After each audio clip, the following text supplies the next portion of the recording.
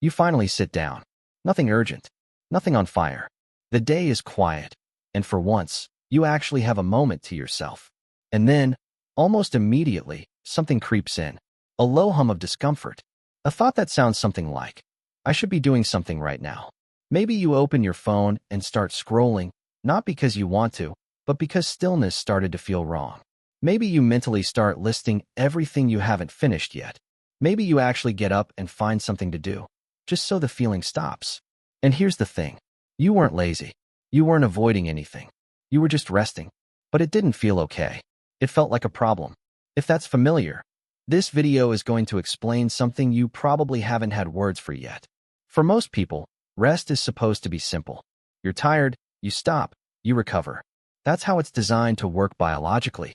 But there's a specific type of person for whom rest never quite lands that way. They can lie down, but their mind stays standing.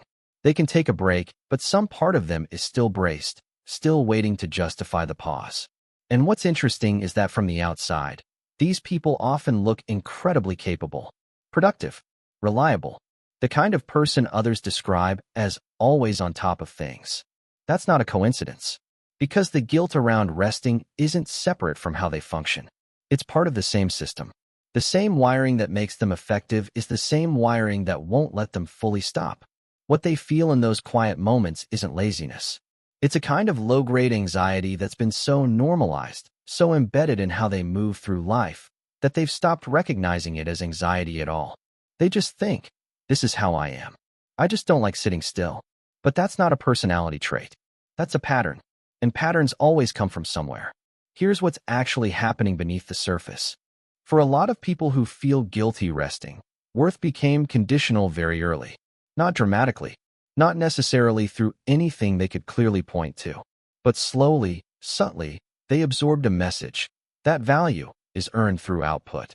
That love, approval, safety, these things were more available when they were doing something. Being helpful, being productive, being useful.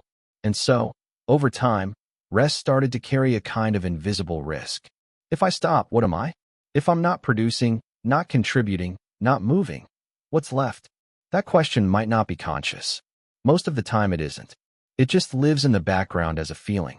A restlessness. A pull toward the next task before the current one is even finished.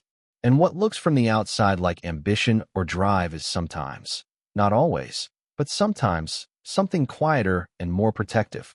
It's a way of staying safe, of staying valuable, of never giving anyone, or themselves, a reason to find them lacking.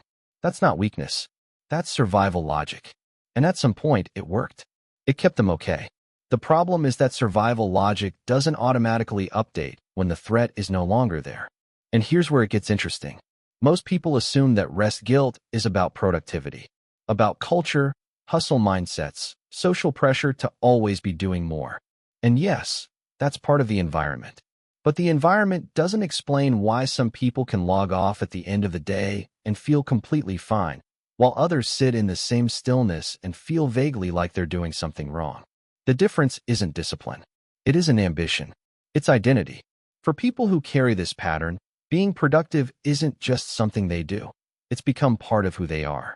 It's threaded into how they see themselves, how they believe others see them, how they measure whether they're okay on a given day. So when rest happens, real rest, unscheduled and unproductive, it doesn't just feel like a pause. It feels like a gap in the self, like they've stepped out of the version of themselves that makes sense. And that discomfort, that guilt, that urge to get back to doing something, it's not really about the task. It's about getting back to feeling like themselves. That's why the usual advice doesn't quite reach it. You can tell someone it's okay to rest. They might even believe you intellectually. But if rest has become identity-threatening at a deep level, the discomfort doesn't respond to logic. It responds to something much older than logic. There's another layer here that doesn't get talked about enough. A lot of people who feel guilty for resting are also people who find it very difficult to receive care, to receive help, to let someone else carry something without stepping in to do it themselves. That's not a separate quirk. It's part of the same structure. When your sense of safety is tied to what you contribute, you unconsciously position yourself as the one who gives, who does, who shows up. Because that's where the control lives. That's where you feel solid. The moment you stop and allow yourself to just be, to need something, to rest, to not contribute anything for a while, you're in unfamiliar territory. You're in a space where your value isn't being actively demonstrated. And that space feels exposing in a way that's hard to articulate. So people fill it with tasks, with plans, with the mental rehearsal of everything that needs to happen next. Not because they want to, but because the alternative, actual stillness, actual receiving, actual rest, feels more vulnerable than working. Think about the last time you were genuinely, fully rested. Not just physically stopped, but mentally quiet. No checklist running in the background. No low guilt about what you should be doing instead. Just present. For a lot of people, that memory is hard to find.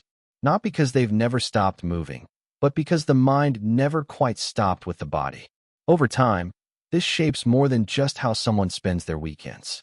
It changes how they relate to their own needs. They become very skilled at identifying what others need, at anticipating problems, at making themselves useful. But their own needs, for space, for recovery, for unscheduled time, those get quietly deprioritized. Not aggressively, just chronically. And the strange thing is, they often can't even name what they need when they're tired. Because the question itself feels almost foreign. They know how to function. They're not as sure how to just exist. What's also worth noticing is the relationship this creates with enjoyment. Some people who carry this pattern find that even leisure activities get quietly converted into productivity. A walk becomes a podcast. A weekend becomes errands plus a creative project plus catching up on messages. The format changes, but the underlying movement stays the same. Because stopping, truly stopping, still doesn't feel quite allowed. And nobody told them it wasn't allowed. That's the important part. Nobody stood over them and said, "You are only worth what you produce." It was absorbed through dynamics, through what got praised and what got ignored, through early environments that rewarded performance and left quietness feeling uncertain. So what is rest guilt really? It's the echo of a system that once made sense, a way of being that kept someone safe, valued, and okay, and then just kept running long after the original conditions changed. It's not a flaw. It's not a character defect. It's an adaptation that became a pattern. And patterns, once you can actually see them, not just hear about them, but genuinely recognize them in yourself, they start to lose some of their automatic hold. Not because awareness fixes anything instantly, but because there's a difference between living inside a pattern and being able to observe it. One feels like just the way you are. The other feels like something that happened to you, something that shaped you, and something that, at least now, you can see clearly. The guilt around rest was never really about rest. It was about what rest meant, what it threatened, what it left exposed. Once you see that, really see it, something shifts. Not everything, but something. And that's usually where it begins. If this explains something you felt but never quite found the words for, there's more to explore. Understanding the pattern is always the first layer.